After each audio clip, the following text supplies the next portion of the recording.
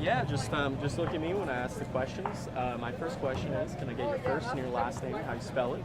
My name is Kendra Harrelson, KrendraHarralson.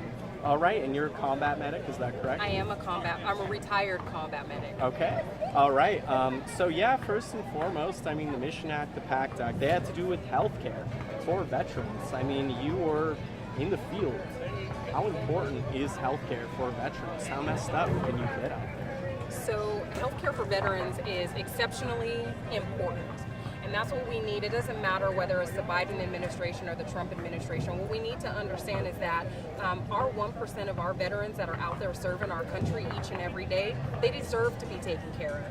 And the last thing that we need is for them to come home and be concerned about their health care. When we look at what we're going through now, sometimes for behavioral health, you can be 6 weeks out from the time of identifying that you need an appointment to the time that you actually get a screening for an appointment.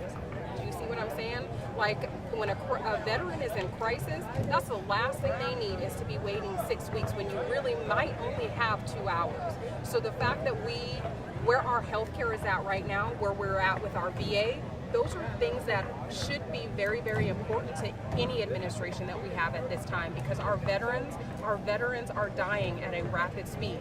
Our women veterans are the fastest growing homeless demographic in the United States right now. Those that are affected by domestic violence are even soaring through that much further. Anything that we can do for veteran healthcare needs to be done now, because American soldiers are our war fighters. They are our fighting machines, and if we can't invest in our military and we can't invest in our future, then how are we supposed to maintain being the top country in the world? Got it. And I mean, you know, with the Mission Act and the PACT Act, they did help reducing times for veterans to see basically healthcare providers, also providing better healthcare for those exposed to chemicals and things like that. But I mean, what needs to be done? What have you seen that, you know, you thought that's just not right, that there should be coverage for this type of thing? We need to ensure that our veterans that have been discharged on, that have less than honorable discharges and so discharges that match that, are still able to be seen. Just because a soldier had a problem during their enlistment doesn't mean that they should not be allowed to have our health care. There are so many people out there that deserve great health care that served on our front lines, and it's either they don't know the benefit exists, there is lack of access to the benefits, or the fact that they're scared to apply for the benefits because it's overwhelming and daunting. What we need is people on the streets and people willing to speak up, and our DAVs and our VFWs and all of our veteran service organizations, we need more volunteers and more people speaking out so that our voice is numbered. When our voices are higher in number, the louder it is for those people that need to hear it. Got it. And you mentioned, I think that it struck a nerve with me. Some of those that became homeless, right, female veterans. Do you think mental health is covered enough by the VA? So I think what we haven't realized thus far is that VA has taken, thanks to a lot of people speaking up to Congress and the House and their local representatives, such as Jazz Booth, we have taken a housing first approach.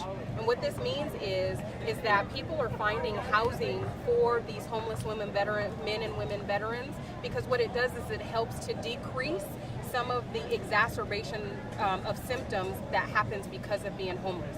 So my mental health may be in the tubes, in the tanks, because I don't have a home, and I'm doing all the things that I feel like I need to be to have a home, but I'm just not getting there because of lack of access, lack of resources, lack of voice.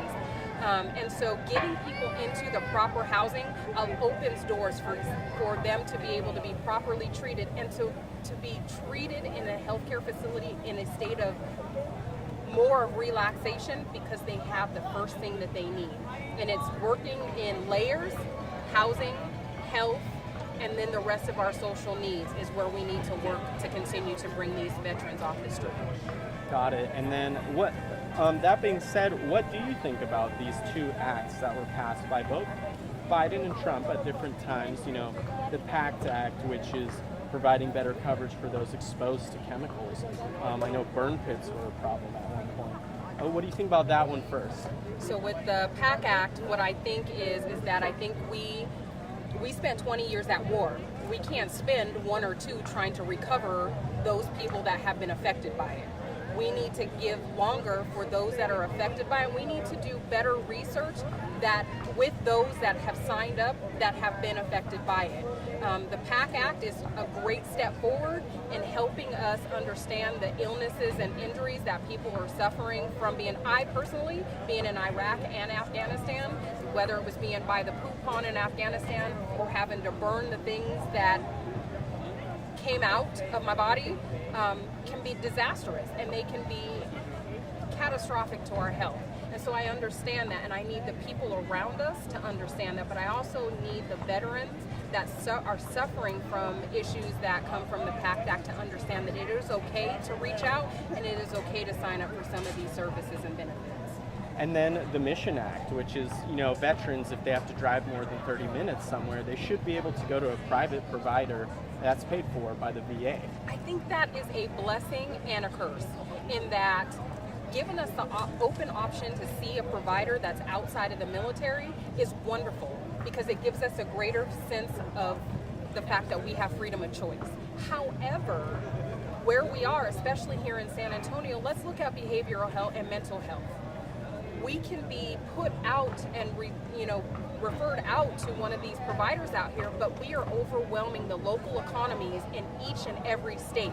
How am I supposed to get mental health if there are not enough mental health providers, whether it's behavioral health for the civilian or whether it's behavioral health for the military? We just have to have enough providers, and we need to be willing to put in the work to educate and draw people in that are willing to be those providers for us. Got it. I think that's good. Can I get her name one more time? Yeah, just your name one more time, first and last, how you spell it. Kendra Harrelson, KrendraHarralson.